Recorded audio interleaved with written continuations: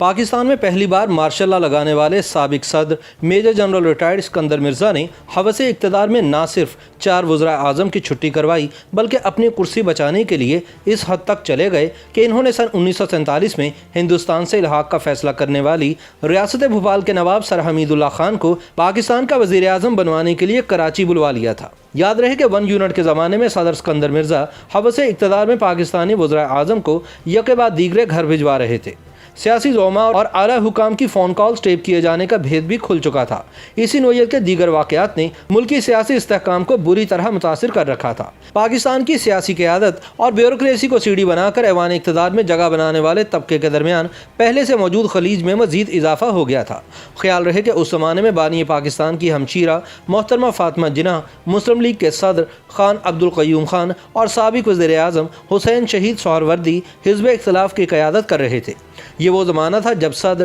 Major general retired Iskander Mirza نے 1 unit کی وجہ سے بے چینی کے ابھرتے ہوئے جذبات کو اپنے مقاصد کے لیے استعمال کرنے کا فیصلہ کیا تھا۔ وہ سازشوں کے ذریعے چودھری محمد علی کے بعد ان کے جانشین وزیر اعظم حسین شہید سہروردی کو بھی گھر بھیجنے میں کامیاب ہو چکے تھے اور اب ان کے سامنے انتخابات سے راہ فرار اختیار کرنے کے علاوہ وزیر اعظم فیروز خان نون سے نجات کا مرحلہ درپیش تھا۔ اس مقصد کے لیے سب سے پہلے انہوں نے سابق ریاست کلات کے حکمران میر احمد یار خان کو اعتماد میں لیا، جو 1 یونٹ سے متعلق کلات کے لوگوں کے تحفظات سے صدر کو آگاہ کرنے کے لیے وفد لے کر آئے تھے۔ سکندر مرزا نے انہیں اصرار کر کے اپنے پاس بطور ذاتی مہمان 2 ہفتوں کے لیے روک لیا۔ یہی وہ وقت تھا جب سکندر مرزا نے کلات کے خان کو 1 یونٹ سے باہر نکلوانے کا لارا لگا کر شیشے میں اتار لیا اور ان کے ذریعے پاکستان کی دیگر 2 خود مختار ریاستوں کے سربراہان کو بھی اپنے سیاسی مقاصد کے لیے استعمال کرنے کی سازش تیار کی۔ Major general retired Sikandar Mirza نے خان آف کلات میر احمد یار خان کے کان میں سرگوشی کی کہ میں نے بھارتی ریاست بھوپال کے نواب کو بلا لیا ہے، وہ یہاں آ کر پاکستان کے وزیر اعظم بن جائیں گے،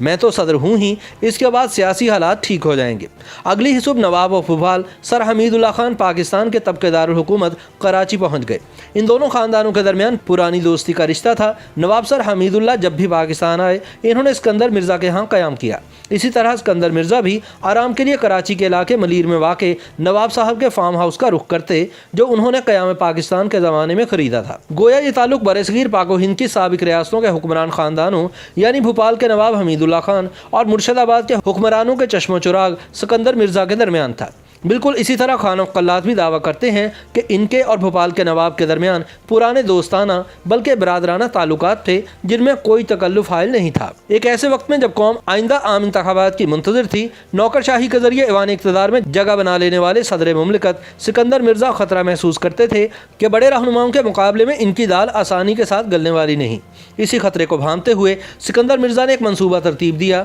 جس میں ایک کردار نواب آف بھوپال کو جبکہ ایک خان آف کلات کو ادا کرنا تھا۔ خان آف کلات کی کتاب انسائیڈ بلوچستان میں تحریر ہے کہ سکندر مرزا نے ان سے کہا، انتخابات سر پر آ چکے ہیں اور جیسا کہ آپ جانتے ہیں میں آئندہ مدت کے لیے بھی صدر بننے کا ارادہ رکھتا ہوں، لیکن انتخابی مہم چلانے کے لیے جس سرمایہ کی ضرورت ہے وہ میرے پاس نہیں۔ اس سلسلے میں اگر آپ اپنی طرف سے 50 لاکھ روپے عطیہ کر دیں تو میرے لیے آسانی ہو جائے گی۔ خان آف کلات کا جواب سنے بغیر مرزا نے مزید کہا کہ آپ بہاولپور اور خیرپور کی سابق ریاستوں کے حکمرانوں پر دباؤ ڈال کر ان سے بھی بالترتیب 40 لاکھ اور 10 لاکھ روپے مجھے دلوا دیں، میں صدر بنتے ہی ان کی ریاست کلات کے علاوہ بہاولپور اور خیرپور کی ریاستوں کو بھی 1 یونٹ سے الگ کر دوں گا۔ خان آف کلات نے لکھا کہ ان کی یہ سوچی سمجھی رائے تھی کہ اسکندر مرزا کے لیے صدارت کی آئندہ مدت صرف اسی صورت میں یقینی بنائی جا سکتی ہے اگر وہ ملک کے مقبول سیاستدانوں کے ساتھ اپنے تعلقات کو دوستی میں بدل دے۔ مگر سکندر مرزا کو یہ مشورہ پسند نہ آیا، کیونکہ وہ ٹھان چکے تھے کہ اگر انتخابات کے نتائج کے ان کی مرضی کے مطابق آنے کا امکان نہ ہوا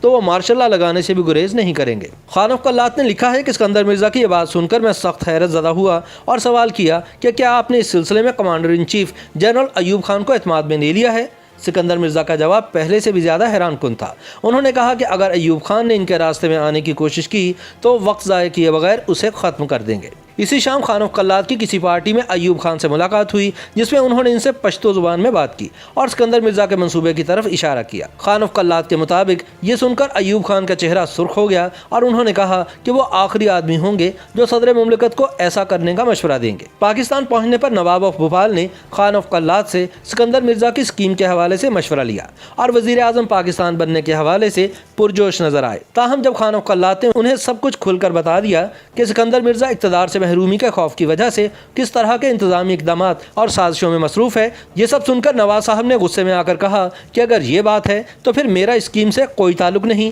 جو اسکندر مرزا کے ذہن میں ہے۔ اگلے روز نواب آف بھوپال صدر Pakistan major general retired Iskander Mirza سے ملے تو انہوں نے اس موقع پر خان آف قلات سے ہونے والی گفتگو کا کوئی حوالہ نہیں دیا، لیکن ساتھ ہی ان سے درخواست کی کہ وہ انہیں کچھ وقت دے دیں تاکہ وہ لندن میں اپنے کاروبار اور انڈیا میں اپنی جائیداد کے معاملات کو مناسب طریقے سے نمٹا سکیں۔ نواب آف بھوپال کی انڈیا روانگی سے اگلے روز خان آف قلات اور اسکندر مرزا کے درمیان طویل ملاقات ہوئی، جس میں اسکندر مرزا نے خان کو بتایا کہ نواب ان سے اپریل سن 1958 میں وطن واپسی کا وعدہ کر کے گئے ہیں۔ اسکندر مرزا نے شبہ ظاہر کیا کہ معلوم نہیں کہ وہ آتے بھی ہیں یا نہیں، جس پر خان آف قلات نے انہیں تسلی دی۔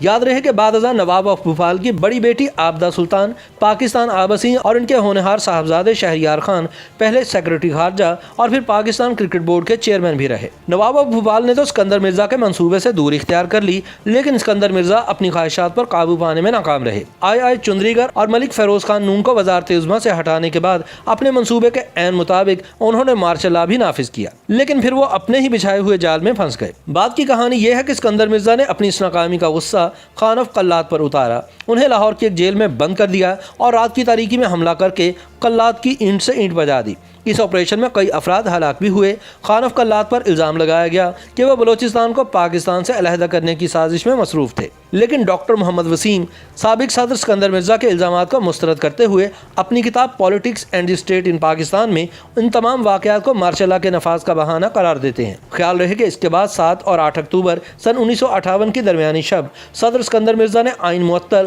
اسمبلیاں تحلیل اور سیاسی جماعتیں کالعدم قرار دے کر پاکستان کی تاریخ کا پہلا مارشل لا نافذ کیا اور اس وقت کے آرمی چیف جنرل محمد ایوب خان کو مارشل لا ایڈمنسٹریٹر مقرر کر دیا۔ تاہم کچھ ہی عرصے بعد ایوب خان نے انہیں زبردستی اقتدار سے بے دخل کر دیا اور یوں اسکندر مرزا سن 1969 میں برطانوی دارالحکومت لندن میں قسم پرسی کی حالت میں انتقال کر گئے۔